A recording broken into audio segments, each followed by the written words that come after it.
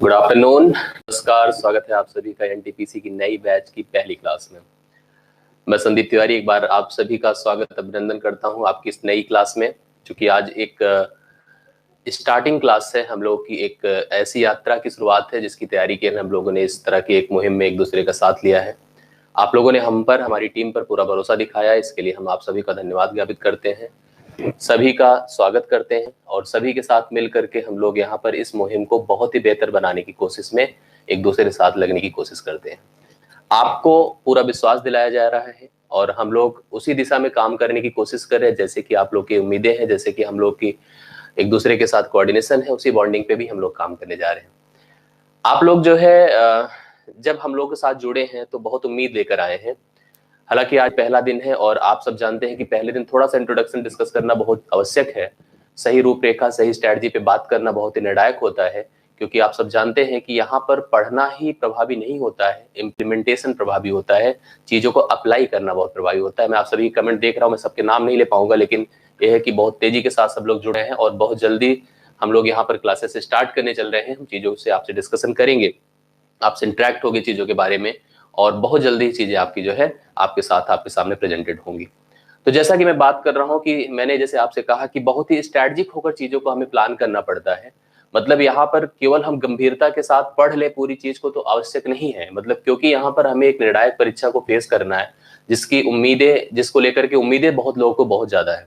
मतलब सबको ये पता है कि एक बहुत बड़ी वैकेंसी है और बहुत सारे लोग इसमें पार्टिसिपेटेड है। ऐसे मत को सोचिए कि बहुत ज्यादा पोस्ट है तो बहुत अच्छा है, बहुत ज्यादा, जितना पोस्ट है उससे ज्यादा उम्मीदवार है। इसमें बहुत ही स्तरीय पढ़ाई आपको करनी है। एनटीपीसी 2019 की जो परीक्षा होने वाली थी, ये परीक्षा आपकी मेरे ख्याल से अब 2020 में जा रही है, तो 2020 इसको हम मान लेते हैं। और इस 2020 में हम उम्मीद करेंगे कि आप इस परीक्षा को क्रैक करिए, जो कि दो प्रारूप में होने वाली है, एक CBT 1 और एक CBT 2। कंप्यूटर बेस्ड परीक्षा होगी और रेलवे की परीक्षा खासकर अब कंप्यूटर पे आधारित होती है, तो कंप्यूटर पर भी आपको हैबिचुअल होना बहुत आवश्यक होता है। एक्चुअली ऑफलाइन में तो आप कभी भी लड़ झगड़ के काफी इधर उधर कर लेते हैं, मतलब जैसे डिस्कस कर लेते हैं सर 1 सेकंड 2 मिनट का टाइम दे दीजिए। कंप्यूटर पे बड़ी स्थिति प्राप्त दूसरी होती है कि यहाँ पर आप सबको पता है कि जैसे ही हमारा टाइम समाप्त होगा तो हमको तुरंत ही अपनी जो है सीट को छोड़ देना पड़ेगा, आपसे बिना कहे वो सबमिशन ले लिया जाता है। इसलिए बहुत आवश्यक है कंप्यूटर पर हैबिचुअल होना और चीजों को जैसे एक रिक्वायर्ड समय में करने की आवश्यकता होती है उस प्रकार से करने की जरूरत है। इसलिए मेरा मेन उद्देश्य यहाँ पर स्ट्रैटेजी पर रहेगा, मतलब जो हमारा ऑब्जेक्टिव है उसको क्लियर करना, मतलब परीक्षा को पास करना विद प्रॉपर स्ट्रैटेजिक मैनर। आपको फोकस बेसिकली स्ट्रैटेजी पर करना है। जब हम मैथ्स पढ़ते हैं, मैं आज आप लोगों से डिस्कस करूंगा कि थोड़ा सा डिस्कशन यहाँ पर आवश्यक होता है कि मैथ्स जो हम लोग पढ़ रहे हैं खासकर किसके लिए पढ़ रहे हैं, 2-3-4 बातें हमको दिमाग में रख लेना है। ये एनटीपीसी के लिए पढ़ रहे हैं और एनटीपीसी में भी आप सबको पता है कि एनटीपीसी हम क्रैश कोर्स कर रहे हैं। हम लोग यहाँ पर फुल कोर्स नहीं कर रहे हैं, हम लोग यहाँ पर क्रैश कोर्स कर रहे हैं। तो क्रैश कोर्स और फुल कोर्स में फर्क होता है, याद रखिएगा इस चीज को। फुल कोर्स और क्रैश कोर्स में फर्क ये है कि इसमें हम ये मानकर चलते हैं कि हमारे सामने दो प्रकार के लोग हैं। एक तो ऐसे जो बिल्कुल से कुछ नहीं पढ़े होते हैं, कभी हो सकता है उन्होंने फॉर्म डाला, अप्लाई किया, उसके बाद बैठे हों, बाद में अभी वो लोग प्लान कर रहे हो क्रैश कोर्स की मदद से। लेकिन अधिकतर लोग की स्थिति ये होती है, अधिकतर लोग की स्थिति ये होती है कि वो लोग पढ़ के बैठे हुए होते हैं, उनको एक प्रिपरेशन, एक सही दिशा लाइन की गाइडलाइन की जरूरत होती है, एक सही प्रैक्टिस की रिक्वायरमेंट होती है। और अगर आप लोग हमारे साथ इस मुहिम से जुड़े हुए हैं तो बहुत अच्छी बात है, लेकिन हमारा उद्देश्य सबको लेकर चलने को रहेगा, मतलब उन लोगों को भी लेकर चलने को रहेगा जो लोग जो है इस परीक्षा में इसलिए जुड़ रहे हैं क्योंकि वो लोग पहली बार पढ़ने जा रहे हैं। तो उद्देश्य दोनों को सफल बनाना ही रहेगा। अगर ये हम कर पाते तो हमारे लिए सबसे बड़ा विजय का बात होती है। एक क्रैश कोर्स है एनटीपीसी की, तो याद रखिएगा यह एनटीपीसी की क्रैश कोर्स है, तो मतलब फुल कोर्स नहीं है। फुल कोर्स में पूरी चीजें डिटेल होती है, आप लोग जानते होंगे, क्योंकि हम लोग के पास एक लिमिटेड टाइम पीरियड है 55 डेज। और अगर इतने समय में परीक्षा हो जाती है तो हम आपके साथ, मतलब हमारा जो ऑब्जेक्टिव है, हम 55 दिनों में चीजों को प्लान करके खत्म करेंगे। लेकिन अगर हमको समय मिलता है तो मैं आपसे प्रॉमिस करता हूं आपको प्रैक्टिस कराने के लिए भी हम लोग साथ में रहेंगे। पुरानी बैचेस में भी जैसे प्रैक्टिस के लिए बहुत सारे बच्चे डिस्कस किए थे, प्रैक्टिस होगी उसमें भी, ऐसा नहीं कि उसमें भी हमने यहाँ पर उनसे प्रॉमिस किया तो उनको भी प्रैक्टिस करवाएंगे। लेकिन यहाँ पर भी मैं आपको बता दूं कि प्रैक्टिस खासकर अंत में बहुत ही इंपॉर्टेंट होती है, जो कि हम लोग यहाँ पर एक प्रैक्टिस मोड को ही प्लान करके इस प्रिपरेशन को यहां पर लेकर चलेंगे। तो यह फुल कोर्स नहीं है, यह एसएससी सीजीएल नहीं है, यह एसएससी सीजीएल नहीं है, यह बैंक की कोई परीक्षा नहीं है, यह बैंक की कोई परीक्षा नहीं है, यह यूपी टेट नहीं है, यह इस प्रकार की कोई भी परीक्षा नहीं है, केवल और केवल एनटीपीसी है और एनटीपीसी के क्रैश कोर्स की परीक्षा है।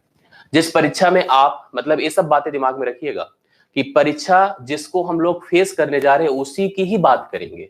हम इस पर नहीं डिस्कशन करेंगे कि हम एसएससी सीजीएल भी देने वाले हैं, बैंक की भी परीक्षा देने वाले हैं, यूपी टेट भी देने वाले, या हम इस फुल कोर्स की बात हम कर रहे हैं। तो थोड़ा सा जैसे आप लोग मेरे पॉइंट ऑफ व्यू से भी चलकर देखिएगा तो आपको यही पर समझ में आना चाहिए कि हम एक क्रैश कोर्स कर रहे हैं जो 55 दिनों के लिए प्लान किया गया है। जिस 55 दिन की प्लानिंग हम लोग यहाँ पर लेकर चलेंगे, जिसमें पूरी मैथमेटिक्स की उस रूपरेखा को डिस्कस किया जाएगा, जिसके लिए दो चीजों की मुझे आपसे उम्मीद है इस मैथ्स को पढ़ने के लिए। अगर हम इस मैथ्स के इस प्रारूप में सफल होना चाहते हैं, हालांकि सभी विषय विशेषज्ञ अपनी अपनी चीजों को आपके सामने प्रेजेंट करेंगे, लेकिन मैथ्स के लिए मैं स्पेशली कहूंगा कि आपको दो चीजों की जरूरत है। एक तो आपको स्पीड की जरूरत है इस परीक्षा में अगर क्वालिफाई करना है, दूसरा एक्यूरेसी की जरूरत है। मतलब यहाँ पर जितना तेजी के साथ कर पाए और जितना सही कर पाए वही सबसे रिक्वायर्ड है। अगर हम बहुत तेजी के साथ करके गलत करके चले आते तो प्रॉब्लम है, बहुत जल्दी बहुत अच्छा करते हैं और तेजी से नहीं कर पाते तो भी प्रॉब्लम है। तो मुझे या किसी को, अगर हम लोग मैथमेटिक्स के इस मूल मंत्र को याद करके चलते हैं तो सफल जरूर होंगे। इसे और समझ लीजिएगा, सफल जरूर होंगे। अगर हम अपनी स्पीड को और एक्यूरेसी को मेंटेन कर लेते हैं तो श्योर सफल होंगे। इस बात को आपको लेकर चलना है। बाकी अब आते हैं थोड़ा सा कोर्स पे डिस्कशन करते हैं, थोड़ा सा कोर्स की बात हम लोग करते हैं कि कोर्स किस प्रकार से आपका यहाँ पर प्रारूप में बटा हुआ है। आपकी जानकारी में है कि दो प्रकार से कोर्स आपके बटे होते हैं। एक पहला होता है अंकगणित और दूसरा आपको पता है कि एडवांस के नाम से हम लोग जनरली जानते हैं। अंकगणित और एडवांस में हमको यहाँ पर फर्क समझना होगा, क्योंकि जो परीक्षा है हमारी, अब आप लोग देखिए कई सारे लोग कमेंट भी करें कि सर पहले एडवांस ही शुरू कर दीजिए। ठीक है, एडवांस शुरू कर दीजिए, लेकिन मैं आपको बताऊंगा कि एडवांस शुरू करने के पहले अंकगणित की रूपरेखा डिस्कस करना, बहुत सारे न्यूमेरिकल्स अप्रोच आपको देना हमारे लिए बहुत ही आवश्यक होता है। इसलिए हम लोग सबसे पहले कहीं भी कोई प्रिपरेशन कराते हैं तो पहले अर्थमेटिक ही प्लान करते हैं, अर्थमेटिक ही बात करते हैं। तो देखिए बहुत सारे लोग कहने की बात थी कि जैसे कि अब हम यहाँ पर थोड़ा सा डिस्कशन आपसे यही करेंगे कि अर्थमेटिक और एडवांस में हम कैसे बैलेंस बनाकर चले। टॉपिक की बात करें तो बहुत सारे टॉपिक हैं, आप समझ रहे हैं कि जिस प्रकार से आपको 30 प्रश्नों को फेस करना है, उनमें अगर देखा जाए तो अंकगणित की रूपरेखा हम लोग थोड़ा समझने की कोशिश करते हैं। अंकगणित में इंट्रोडक्शन अगर गणित की हम देखें तो यहाँ पर इंट्रोडक्शन की बहुत जरूरत है। यहाँ पर केवल टॉपिक पे डिस्कशन करना नहीं, इंट्रोडक्शन की आवश्यकता होती है, इनके शुरुआत की आवश्यकता होती है, क्योंकि आपको पता है यह गणित है संख्या पर आधारित। इसका मतलब यहाँ पर दो चीजों के ऊपर डिस्कशन करना बड़ा इंपॉर्टेंट है, एक तो संख्या, दूसरा चिन्हों के ऊपर, क्योंकि आपको पूरी मैथमेटिक्स संख्या और चिन्हों पर डिपेंडेंट मिलेगी। संख्या मतलब जिस संख्या को हम लोग पढ़ते हैं, खासकर उस संख्या के बारे में डिस्कस करना, मतलब उसके बारे में सीखना। तो हम नंबर सिस्टम यहाँ पर बहुत अच्छे से सीखेंगे। नंबर सिस्टम मतलब संख्याओं की पद्धति को जो हम लोग पढ़ते हैं, हालांकि यह नंबर सिस्टम कई पार्ट्स में बटा होता है। नंबर सिस्टम अगर हम प्रॉपर देखें तो कई सारे लेवल में है, कई सारी चीजें हैं जो नंबर सिस्टम में हम लोग देखते हैं और पढ़ते हैं। लेकिन मैं आपको बता दूं कि पूरी मैथमेटिक्स संख्या और चिन्हों पर डिपेंडेंट होती है। मतलब संख्याओं का चिन्हों के साथ एप्लीकेशन ही पूरी मैथमेटिक्स लगभग बनती है। लेकिन संख्या के बारे में जानकारी लेना या नंबर सिस्टम का पार्ट है, और संख्या से संबंधित ऑपरेशन करना यह अलग चीज हो गई। ऑपरेशन की बात करिए, जैसे आपको पता है जोड़ है, आपको पता है घटाव है, आपको पता है गुणा होना है, आपको पता होना है भाग होना है। इसके साथ साथ अगर हमें वर्ग पढ़ना है, हमें वर्गमूल पढ़ना है, हमें घन पढ़ना है, हमें घनमूल पढ़ना है, मतलब इन सारी चीजों को भी हमें डिटेल से यहाँ पर थोड़ा सा कैलकुलेशन के पॉइंट ऑफ व्यू से पढ़ना है। और आपको पता है संख्या को तो क्लासिफाई डिफाइन तो अलग चीज है, लेकिन संख्या के 3 प्रारूप को हम लोग एकदम से इग्नोर नहीं कर सकते हैं। जैसे कि संख्या का सही अप्रोच अगर देखा जाए तो हम 3 प्रकार की संख्याओं का मैथ्स में प्रयोग करते हैं। खासकर सबसे पहली संख्या, जैसे मैंने कहा, पूर्णांक संख्या। आप देखते हैं कि अधिकतर संख्याएं आपको पूर्णांक नजर आती हैं, जैसे कि 5 है, 10 है, 15 है, 8 है, 7 है, 5, जिसमें दशमलव के बाद शून्य होता है या भिन्न में 1 लगा होता है नीचे। वो लगभग संख्याएं आप पूर्णांक फेस करते हैं, या आप भिन्न फेस करते हैं। भिन्न मतलब आप बटा में संख्याएं यूज करते हैं, 1/2 है, 4/5 है, 3/7 है, या आप दशमलव में संख्याएं यूज करते हैं। तो मैं आपकी जानकारी के लिए बता दूं, आप 3 ही प्रकार की संख्याओं का सही प्रयोग करते हैं। किसमें? कैलकुलेशन में। 3 ही प्रकार की संख्याओं का सही प्रयोग करते हैं कैलकुलेशन में। लेकिन यह तो एक बेसिक रिक्वायरमेंट है जो सबको आनी ही चाहिए। अब हम जब कंपटीशन के स्तर पर आएंगे तो यह बेसिक रिक्वायरमेंट अपने लेवल का बहुत ही बड़ा प्रयोग करता है।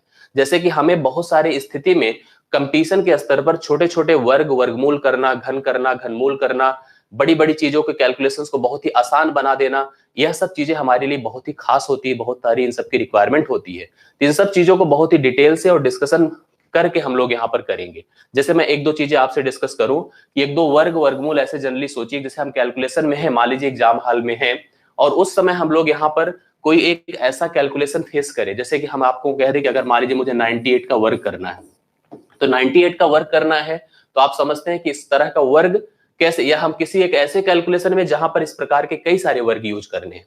तो आपको पता है 98 आपको पता है कि 100 के पास की संख्या है, 100 के नजदीक की संख्या है और 100 से कम है। 100 से बताइए कितना कम है, 2 कम है, तो जितना कम है उतना ही और कम कर दीजिए, तो 96 हो गई, 96 हो गई, और 2 जितना कम थी उतने का वर्ग कर दीजिए, तो वो 2 दूना 4, मतलब उसी का वर्ग करने में 2 दूना 4, 9604 लिख सकते हैं। इस प्रकार से अगर कोई भी नंबर जैसे हमारे सामने है, जैसे मैंने कहा कि यहाँ पर 90 मेरे पास 4 है, तो 94 है, तो आप देख रहे हैं 100 से कम है, 6 कम है, तो 6 और अगर कम करेंगे तो 88 हो जाएगा, और यहाँ पर क्योंकि 6 कम थी तो 6 का वर्ग कर दीजिए, 36 हो जाएगा। मतलब आपको जैसे कुछ संख्याएं जो जनरल वे में होती है इसका वर्ग करना होता है, उसको आप लोग फेस कर सकते हैं। जैसे मान लीजिए किसी संख्या के अंत में अगर मान लीजिए 5 लगा है, जैसे मैं आपसे कहूं कि आप मुझे 95 का वर्ग बताइए, तो आप इसको बता सकते हैं कि 95 जैसे 100 से 5 कम है, तो हम लोग यहाँ पर 5 और कम करेंगे तो 90 हो गया, 5 का वर्ग करेंगे तो 25 हो जाएगा, 5 का वर्ग करेंगे तो 25 हो जाएगा। इस प्रकार से आपको कोई भी संख्या जैसे अगर हमको मिलती है, कोई भी संख्या हमें यहाँ पर मिलती है, जैसे कि जिसके अंत में अगर मान लीजिए 5 लगा हो, मैं थोड़ी सी जानकारी आपको दे दूं, जैसे मान लीजिए 85 हो, जैसे मान लीजिए 75 हो, जैसे मान लीजिए 65 हो, जैसे मान लीजिए 55 हो, जैसे मान लीजिए 45, इस प्रकार की कोई भी संख्या का अगर आपको वर्ग करना होता है तो आप इजिली यहाँ पर, जैसे हम लोग 5 का अगर इंड देखते हैं तो अंतिम में हमेशा 25 लिखते हैं, अंतिम में हमेशा 25 लिखते हैं। 8 के बाद 9 आता है तो 8 गुणे 9 72 कर दिए, 72 25 हो गया। 5 का अंत है तो 25 लिखिए, 7 के बाद 8 आता है, 7 8 56 कर दीजिए। 5 के बाद 5 के लिए 25 लिखिए, 6 के बाद 7 आता है तो 42 लिख दीजिए। ऐसे 5 का अंत 25 देगा, 5 के बाद 6 आता है 36 लिख दीजिए, मतलब 30 लिख दीजिए। ऐसे यहाँ पर भी 25 होगा, 4 के बाद 5 आता है तो 20 कर दीजिए। मतलब मैं ये बताना चाहता हूं कि जैसे भी इन अंत में, जैसे भी किसी संख्या के अंत में 5 आए तो तुरंत आप क्या करिए कि बस यहाँ पर 5 है तो इसके अंत में हमेशा 25 होगा, और जो पहला डिजिट है उसके आगे क्या आता है नंबर में या संख्या में, उसी के साथ उसको गुणा कर दीजिए, 5 के अंत की संख्या है। तो कुछ ऐसे ट्रिक्स होंगे जो बड़े ही इंपॉर्टेंट होते हैं। जैसे मैं आप लोगों से कहूं कि अगर 11 का वर्ग करना है तो आपने कहा सर 121 होता है, ये बहुत इंपॉर्टेंट है। कभी कभी आपको जो है आपको दिखता है इस तरह का कॉन्सेप्ट, आपको प्रश्न दिखेंगे इस टाइप के। अगर 111 का वर्ग अगर मैं आपसे कहूं, अगर मैं 1111 का वर्ग मैं आपसे कहूं, मैं 11111 का वर्ग कहूं आपसे, इस प्रकार से जैसे एक एक को हम बढ़ाते चले गए, तो आप देखिए यहां पर क्या स्थिति बनती चली जाएगी। जब आप देख रहे हैं यहां पर 2 डिजिट हैं, तो आप बस 1 के बाद 2 मतलब गिनती पढ़ना शुरू करिए, 1 2 फिर रिटर्न हो जाइए 1। अब जैसे यहां पर 3 है, लिखिए 1 2 3 2 1 रिटर्न हो जाइए। ऐसे अगर 1 2 3 4 मतलब 4 डिजिट है, 1 2 3 4 3 2 1 रिटर्न हो जाइए। ऐसे यहां जब 5 है, 1 2 3 4 5 4 3 2 1 इस प्रकार से रिटर्न हो जाइए। कहने का अर्थ होता है इस टाइप से अगर कोई भी नंबर हमको मिलता है तो हम यहाँ पर ऐसे हैं, हम आपको बहुत तरीके के वर्ग और वर्गमूल आपको दिखाएंगे, घन करना दिखाएंगे, घनमूल करना बताएंगे। ऐसे तमाम सारी स्थितियां होती है जो कि हम लोग यहाँ पर फेस करते हैं। तो जो मैं आपसे बात कर रहा था, यह कैलकुलेशन का पॉइंट है, कैलकुलेशन का भाग रहेगा जो हम लोग डिस्कस जरूर करेंगे। दूसरी बात क्लासिफिकेशन, भाई नंबर को हम पढ़ रहे हैं तो नंबर को हम कैलकुलेट करेंगे, साथ साथ नंबर को प्रॉपर क्लासिफाई करेंगे। नंबर का जो क्लासिफिकेशन होगा वो बड़ा ही इंपॉर्टेंट पार्ट होगा अर्थमेटिक का। नंबर सिस्टम जो पार्ट रहेगा वो नंबर के प्रॉपर क्लासिफिकेशन को आपको डिस्कस कराएगा। जैसे पूरा introduction, complete introduction, complete introduction में आपको मैं गारंटी दे रहा हूं कि 1 से 2 प्रश्न, 1 से 2 प्रश्न आपको एग्जाम में जरूर मिलेगा केवल क्लासिफिकेशन पढ़ने से। जब पूरा क्लासिफिकेशन पढ़ेंगे, जब आप समझेंगे वास्तविक संख्या क्या है, काल्पनिक संख्या क्या है, आपकी जो है परिमेय संख्या क्या है, अपरिमेय संख्या क्या है, भाज्य संख्या क्या है, अभाज्य संख्या क्या है, पूर्णांक संख्या क्या है, भिन्न संख्या क्या है, दशमलव संख्या क्या है, वास्तविक क्या है, और सॉरी क्या नाम है, नेचुरल प्राकृतिक क्या है, होल नंबर क्या है। जब पूरे नंबर को आप लोग सीख लेंगे और नंबर का सही प्रयोग करना सीख पाएंगे तो आप यहां से 1 से 2 प्रश्न इस पूरे क्लासिफिकेशन से ही क्लियर करेंगे। इसी नंबर सिस्टम के अंदर बहुत सारी चीजें आपको डिस्कस करनी है, जैसे कि यूनिट डिजिट मतलब इकाई का अंक करना, आपको रिमाइंडर करना मतलब शेषफल निकालना, रिमाइंडर थ्योरम या रिमाइंडर मतलब शेषफल ज्ञात करना। शेषफल के साथ साथ इसी में हम लोग यहाँ पर आपको जैसे ट्रेलिंग जीरो मतलब अंत से शून्य ज्ञात करना, अंत से शून्य ज्ञात करना। कुछ थ्योरेटिकल प्रश्न होते हैं, थ्योरी के प्रश्न, कुछ वर्ड्स प्रॉब्लम होती हैं। वर्ड्स प्रॉब्लम में जैसे कभी किसी संख्या के अंकों को चेंज करने की बात होती है, डबल करने की बात होती है, ट्रिपल करने की बात होती है, तो अभी नंबर सिस्टम का पार्ट होता है। यूनिट डिजिट लिया, रिमाइंडर लिया, अंत से शून्य ज्ञात करना, वर्ड्स प्रॉब्लम डिस्कस करना। साथ साथ आप यहाँ पर भिन्न का भी प्रयोग बड़ा अच्छा करते हैं। जैसे भिन्न में भिन्नों का एक नॉर्मल प्रयोग तो हम लोग करते ही करते हैं, ठीक है, भिन्नों का नॉर्मल प्रयोग करते हैं। साथ साथ यहाँ पर आवर्ती भिन्नों का पढ़ना, आवर्ती भिन्नों का प्रॉपर वे और प्रॉपर कैलकुलेशन, जोड़ना घटाना गुणा भाग करना, यह सब कुछ हम आपको नंबर सिस्टम में डिस्कस जरूर करेंगे। तो नंबर सिस्टम से आपको पता है कि जैसे 1 से 2 क्वेश्चन मैंने यही से कहा, 3 से 4 प्रश्न ये मान के चलिएगा कि नंबर सिस्टम से आपको जरूर आपके एग्जाम में मिलेगा। इसलिए हम लोग वही टॉपिक, वही वे, वही तरीका और उतना ही समय लगाएंगे जितनी हमको खास आवश्यकता है। तो इसलिए आप मेरी बातों को यहाँ पर खूब गौर करिएगा। यही चीजें रहेंगी, आप मुझे जब क्लास चलने लगेगी तो पॉइंट भी कर सकते हैं, सर आपने इस चीज को बोला था, इस चीजों को पढ़ा है, ये सब चीजें आप मुझसे बात कर सकते हो उस समय जब हम लोग क्लास में प्रॉपर वे में होंगे। आगे बढ़ेंगे, अंगणित का अगला पार्ट बड़ा इंपॉर्टेंट, परसेंटेज। एक चैप्टर होता है परसेंटेज, मतलब एक प्रकार का एप्लीकेशन है। जैसे जोड़ सीख लेते हैं, घटाव सीख लेते हैं, गुणा सीख लेते हैं, भाग सीख लेते हैं, उसी प्रकार से प्रतिशत सीख लेते हैं। अब जब प्रतिशत सीख लेते हैं तो प्रतिशत की मदद से बहुत सारा काम कर पाते हैं। जैसे कि आप लाभ हानि सॉल्व कर लेते हैं, आप छूट सॉल्व कर लेते हैं, डिस्काउंट जिसको कहते हैं, आप साधारण ब्याज बड़े आराम से कर लेते हैं, और चक्रवृद्धि ब्याज भी बड़े आराम से कर लेते हैं। जब आप केवल प्रतिशत पढ़ते हैं तो प्रतिशत की मदद से ये सारे काम बड़े आसानी के साथ कर पाते हैं। परसेंटेज कर लेते हैं, परसेंटेज तो बेसिक एक एप्लीकेशन है, यह एक प्रकार की जानकारी है जो आपको होनी चाहिए। इस जानकारी के होने के साथ साथ आप लाभ हानि करना, छूट करना, साधारण ब्याज करना, चक्रवृद्धि ब्याज करना, ये सब चीजें सब इसी पे डिपेंडेंट टॉपिक है जो कि हम लोग इसी को पढ़कर ही कर पाएंगे। अब जब प्रतिशत पढ़ लेंगे और उधर मैंने पूरा कैलकुलेशन पढ़ लिया था, कैलकुलेशन मतलब जैसे जोड़ घटाव गुणा भाग वर्ग वर्गमूल ये सब पढ़ करके हम लोग इनको मिलाकर के एक और टॉपिक आपको पढ़ा लेंगे यहीं पर, जिसको हम कहेंगे सिंप्लीफिकेशन।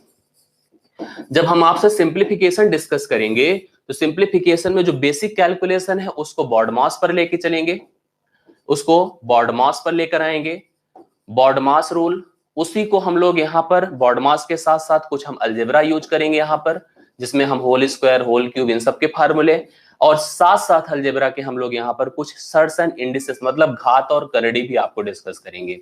मतलब कुछ घात और करड़ी के प्रश्न रहेंगे जो पूरा मिला करके परसेंटेज को मिला करके आपका यह सिंप्लीफिकेशन का टॉपिक क्लियर करेगा। मेरे ख्याल से 1 से 2 क्वेश्चन, हालांकि इन सब में कई सारे प्रश्न आपको 3 से 4 मान लीजिएगा, 3 से 4 प्रश्न आपको इस पूरे से मिल जाएगा, लेकिन सिंप्लीफिकेशन से भी एक प्रश्न आपको मिल सकता है।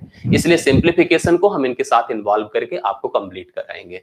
हर एक टॉपिक की तरह नहीं, एक प्रैक्टिस की तरह चलेगा, जिसमें हर टॉपिक की विशेषता के साथ, उसके प्रॉपर्टीज के साथ, उससे संबंधित प्रश्नों को हम लेकर के आपसे क्लास में मिलेंगे।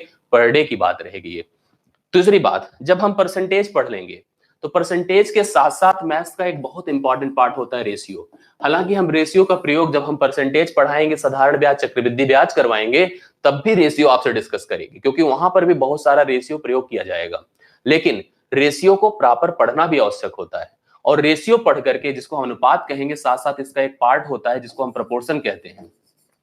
प्रोपोर्शन मतलब समानुपात, आप सबको पता है, अनुपात और समानुपात। मैं जब आपको कभी भी मैथ्स यहाँ पर पढ़ाऊंगा और डिटेल से पढ़ने में आपको चीजें ज्यादा समझ में आएंगी कि अनुपात समानुपात उसी प्रकार से होता है जैसा कि आपका प्रतिशत होता है, जैसा कि आपका भिन्न होता है। मतलब ये बिल्कुल हट के चीजें है ही नहीं, लेकिन इनके नेचर अलग अलग होते हैं, इसलिए इनका चैप्टर का नाम अलग अलग कर दिया जाता है और कुछ अलग अलग रिलेटेड संबंधित टॉपिक दे दिए जाते हैं। हालांकि प्रतिशत एक ऐसा चैप्टर है जो सब जगह यूज होता है, खासकर जहां यूज होता है मैंने दिखा दिया, लेकिन सब जगह यूज होने का मतलब कहीं भी यूज कर सकते हैं। मेंसुरेशन में भी यूज होगा, कहीं आप जो है ज्योमेट्री में भी यूज कर सकते हैं, कहीं भी परसेंटेज का प्रयोग करके आप जो है अलजेब्रा में कर सकते हैं, आप कहीं भी किसी टॉपिक में कर सकते हैं। उसी प्रकार से अनुपात भी हर जगह पर प्रयोग होता है। इसके 2 खास पार्ट होते हैं, एक आपका एज रिलेशन एज रिलेशन मतलब आयु संबंध, आयु संबंध जो पूरी तरह से इसी रेशियो पर डिपेंडेंट। दूसरा पार्टनरशिप, पार्टनरशिप जिसको साझा कहते हैं, साझेदारी कहते हैं। आप बिल्कुल इस टॉपिक को बहुत ही गंभीरता के साथ लेकर चलेंगे। ये हो गया। इसी पे दो टॉपिक में यहां पर है, इसका बिल्कुल नहीं पार्ट, लेकिन फिर भी मैं यहीं पर बता देता हूं कि यहीं पर डिस्कस कर लेंगे।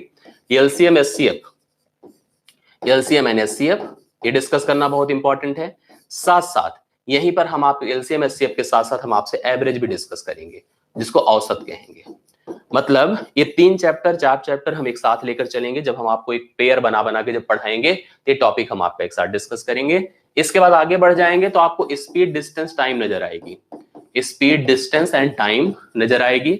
चाल दूरी समय, चाल दूरी समय का पूरा इंट्रोडक्शन, जो कि भी इसके कॉन्सेप्ट होते हैं, जो संबंधित प्रश्न होते हैं। साथ साथ इससे related train concept, train concept, इससे रिलेटेड हम लोग बोट एंड स्टीम, नाव धारा, नाव और धारा। मतलब आप यहां पर समझ रहे होंगे, जब इसको हम प्रॉपर इंट्रोड्यूस करेंगे आपसे, तो आप ट्रेन कॉन्सेप्ट पढ़ेंगे, नाव धारा पढ़ेंगे। दोनों टॉपिक इससे संबंधित होते हैं, एक दूसरे के साथ ही यहाँ पर रिलेटेड होते हैं। जैसे यहाँ पर इसकी जानकारी होगी, पूरी चीजें आप समझ पाएंगे कि हम नाव धारा और ट्रेन कॉन्सेप्ट को भी अप्लाई कर सकते हैं। टाइम एंड वर्क अगला पार्ट रहेगा। टाइम एंड वर्क, आप टाइम एंड वर्क मतलब कार्य और समय, या समय और कार्य आप कह रहे हैं यहाँ पर, समय और कार्य। समय और कार्य के भी संबंधित प्रश्न आप देखते हैं अक्सर एग्जामों में पूछे जाते हैं, परीक्षाओं में। 3 से 4 कैटेगरी इसमें रहती है। साथ साथ इसी पर एक रिलेटेड टॉपिक आपका पाइप एंड सिस्टम होता है, पाइप एंड सिस्टम, जिसको हम लोग यहाँ पर नल और टंकी कहते हैं, नल और टंकी। तो जब हम पाइप एंड, जब हम लोग यहाँ पर ए टाइम एंड वर्क अच्छे से पढ़ लेते हैं तो नल और टंकी में कोई समस्या नहीं होती, एकदम उसी से रिलेटेड टॉपिक होता है। जैसे उसको पढ़ेंगे तुरंत ही इसको हम लोग बहुत अच्छी तरह से यहाँ पर कंप्लीट कर पाएंगे। यह आपका पार्ट है। इसके साथ साथ कुछ टॉपिक, जैसे कि आपको एलिगेशन एंड मिश्रण, प्रश्न दिखते हैं आपको अक्सर एग्जामों में, एलिगेशन एंड मिश्रण। यह आपका अगर कंप्लीट हम पढ़ लेते हैं तो आपका अर्थमेटिक ओवर हो गया। हालांकि ये बहुत बड़ा पार्ट है, जैसे हमने आज डिस्कस तो कर लिया, लेकिन ये देखा जाए तो बहुत काफी लेवल है इसमें, काफी बड़ी चीजें हैं, मतलब समय लगता है। लेकिन प्रयास ये किया जाए कि आपको कम समय में बेहतर जानकारी दी जाए, बेहतर से बेहतर ज्यादा प्रैक्टिस कराई जाए, जैसे कि आप इस टॉपिक पे अपना कमांड बना सकें, परीक्षा में उपयोग कर सकें। बात करते हैं एडवांस की। हालांकि एडवांस बहुत बड़ा है, एडवांस बहुत बड़ा है एनटीपीसी परीक्षा के पॉइंट ऑफ व्यू से। हम पूरी ज्योमेट्री मतलब ज्यामिति, ज्यामिति में आप समझ रहे हैं, जैसे बिंदु, रेखा, कोण से लेकर के चित्रों की बात की जाएगी। जहां से ज्यामिति शुरू होती है, बिंदु से, किसी एक समतल पर आप कहीं कोई पॉइंट रख देते हैं तो बिंदु हो जाती है, समतल पर बिंदु से बिंदु को मिलाते रेखा हो जाती है, रेखा को रेखा से मिलाते कोण हो जाता है, कोण के हिसाब से रेखाओं का प्रयोग करके जो चित्र का निर्माण किया जाता है आकृति हो जाती है। आकृतियों में भी कई प्रकार की आकृति, त्रिभुज से लेकर चतुर्भुज से लेकर वृत्त से लेकर जितनी भी संबंधित आकृतियां होती है वो आकृतियों के यहाँ पर ज्यामिति में डिस्कस किया जाएगा। उन आकृतियों की एनालिसिस, उन आकृतियों के ऊपर कैलकुलेशन, मेंसुरेशन मतलब क्षेत्रमिति में किया जाएगा, जिसको हम मेंसुरेशन कहते हैं या क्षेत्रमिति कहते हैं। हालांकि क्षेत्रमिति 2 प्रकार से पढ़ी जाती है, एक 2 डायमेंशनल पढ़ी जाती है और एक 3 डायमेंशनल पढ़ी जाती है। इसका मतलब यह कैटेगरी चित्रों के आधार पर हो रही है।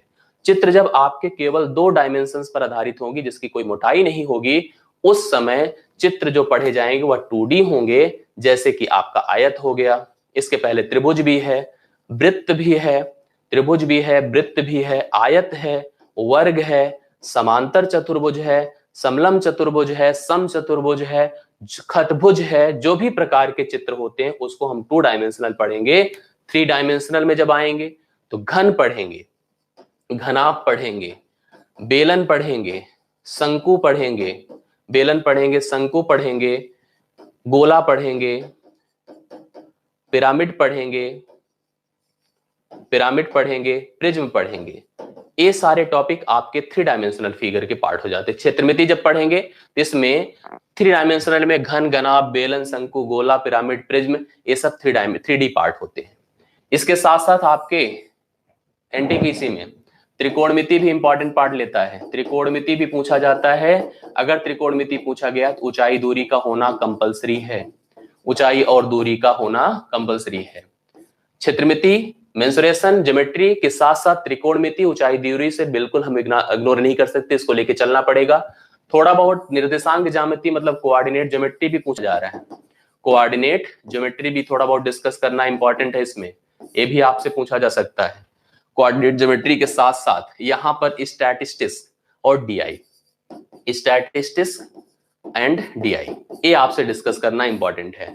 स्टैटिस्टिक्स मतलब सांख्यिकी, सांख्यिकी में जहां पर मीन मीडियन मोड फाइंड करना, और साथ साथ डीआई में जो आंकड़ों का आकलन करना, आंकड़ों का आकलन करना, ये सब भी डिस्कस करना। तो मेरा जो उद्देश्य था यहाँ पर आपको कोर्स की जानकारी देना था कि कोर्स से संबंधित। अब जब हम पेपर देंगे तो मैं आपको श्योरिटी के साथ बता दे रहा हूं कि अगर आप प्रश्नों को देखेंगे तो आपको कैटेगरी दो प्रकार से रहेगी। एडवांस का पोर्शन में भी ज्यादा हो, कम नहीं होगा, नहीं तो बराबर होगा, श्योर मान के चलिएगा। अर्थमेटिक, अर्थमेटिक का सेशन थोड़ा सा मुझे लगता है कि पैरेलल ही होगा, बहुत ज्यादा बढ़कर नहीं होगा, इसलिए आपको फोकस दोनों पर करके चलना है। आपकी जो कंपटीशन होती है बस एक दो नंबर से बहुत बड़ा कंपटीशन गैप बनता है, इसलिए आपको जब भी टॉपिक पर फोकस्ड होना है तो आप ये मत सोचिएगा कि अर्थमेटिक पढ़ लिया तो हम एडवांस छोड़ दें, या एडवांस छोड़ दिया पढ़ लिया तो अर्थमेटिक छोड़ दें। दोनों की कैटेगरी बहुत हिसाब से लेकर चलना है, ठीक है। एक बात देखिए, अभी हमसे पप्पू कुमार का अलजेब्रा, बिल्कुल सही बात आपने कहा, अलजेब्रा के दो प्रश्न तो पक्का मिलेंगे आपको। बीज गणित, बीज गणित को बिल्कुल हम लोग यहाँ पर नहीं इग्नोर कर सकते, बीज गणित को पढ़ना ही पढ़ना है। तो इस प्रकार से आपका टॉपिक कंप्लीट होता है। हालांकि जब मैं शुरू करूंगा, अभी कल से आपका कोर्स स्टार्ट होगा, आज तो हम एक इंट्रोडक्शन आपसे करना चाहते थे, इंट्रोड्यूस कराना चाहते अपने आप को, और आप लोगों को उम्मीद दिलाना चाहते थे, भरोसा दिलाना चाहते थे कि आप जो है बिल्कुल से तैयार रहिएगा, कोई दिक्कत नहीं होगी, जो भी होगा सब बहुत अच्छे से होगा। विनय रावत के विकास रावत प्रोबेबिलिटी और सुमित सेंगर करे रेस, रेस के प्रश्न पूछे गए हैं, तो रेस हम लोग जब चाल दूरी समय पढ़ेंगे तो उसमें डिस्कस हो जाएगा। प्रोबेबिलिटी भी हम लोग यहाँ पर जरूर डिस्कस करेंगे। प्रोबेबिलिटी के भी जो दो चार प्रश्न, एक दो प्रश्न कभी कभी पूछे जा रहे हैं, बहुत बड़े नहीं होते, एक क्लास में हम लोग यहाँ पर डिस्कस कर लेंगे, ठीक है। हाँ चलिए, बिल्कुल अब मेंस के लिए क्लास की बात हम लोग बाद में करेंगे, पहले अभी जो हम लोगों के सामने है उसको देखा जाए। इसको बहुत ही मेहनत करके हम लोग को पढ़ना है। मैं अपनी तरफ से पूरा विश्वास दिलाता हूं, वादा करता हूं कि पूरी ईमानदारी के साथ जितना हो सकेगा अधिक से अधिक देने की कोशिश करूंगा। टाइम से क्लास होगी आपकी, जो भी एक निर्धारित समय पर क्लास शेड्यूल दिया गया है, प्रतिदिन की वही क्लास रहेगी। हालांकि कोई अगर कैजुअलिटी या किसी भी प्रकार की कोई बात होती तो आपके लिए पहले से सूचना दी जाएगी। बाकी आपकी तरफ से भी मैं यही सोचूंगा कि आप लोग भी पूरा फेथ दिखाएं, विश्वास दिखाएं, जल्दबाजी ना करेंगे किसी चीज में, बहुत ही ज्यादा दोषारोपण, एलिगेशंस, ये सब चीजें ना बनाएं। मेहनत करके ईमानदारी के साथ केवल लगिए, तैयारी करिए, और हम लोग आपके साथ पूरा कमिटेड होने की प्रिपरेशन के साथ आपके कमिटेड होने की पूरी आपसे प्रॉमिस करते हैं। शुरुआत आपका जो होगा नंबर से होगा, नंबर मतलब संख्या से होगा, संख्या पद्धति हम शुरू करेंगे, और संख्या पद्धति में जो भी चीजें बेसिक तौर पर होगी वो आपकी कराई जाएगी। तो चलिए, हमें सफर आज से मैंने आपको इंट्रोडक्शन दे दिया, कल से हम लोग यहाँ पर शुरुआत करेंगे। तो कल से आप लोग पेन कॉपी लेकर बैठिए, नोट्स बनाना शुरू करिए। हालांकि हम नोट्स प्रयास करेंगे आपको भेजे जाएंगे, लेकिन वो नोट्स संबंधित इससे नहीं होंगे, प्रैक्टिस सीटीसी संबंधित होंगे। नोट्स टॉपिक पे बेस्ड रहेगा, आप कुछ कहेंगे तो हम लोग नोट्स पीडीएफ के फॉर्म में भेज देंगे पूरे बाकी। लेकिन फिर भी मैं आपसे यही कहूंगा कि नोट्स आप लोग खुद से बनाने की कोशिश करिए। डीआई मैंने लिख दिया यहाँ पर, मैंने पिछले सीट में लिखा था डीआई पढ़ना है, डीआई में आपको जो भी टॉपिक है वो जरूर करा जाएगा, ठीक है। एडवांस की बात देखिए, कुछ लोग कह रहे हैं सर पहले एडवांस शुरू करिए, लेकिन मुझे जहां तक लगता है कि एडवांस नहीं शुरू कराना होता है, सबसे पहले अर्थमेटिक करा जाता है। वैसे आप एडवांस भी शुरू कर सकते हैं, हम लोग देखते हैं, थोड़ा सा मैं अपने हिसाब से विचार करूंगा। अगर एडवांस से मुझे लगता है कि एडवांस से शुरू करना चाहिए तो एडवांस से ही करेंगे, अन्यथा हम अर्थमेटिक मेन प्रायोरिटी होती है, अर्थमेटिक से हम लोग स्टार्ट करते हैं। मिलते हैं कल की क्लास से, कल की आपकी यात्रा हमारे साथ शुरू होगी, और कल से आप लोग प्रॉपर वे में अपनी पढ़ाई को स्टार्ट करने की कोशिश करिए। चलिए नेक्स्ट क्लास में मिलते हैं, धन्यवाद।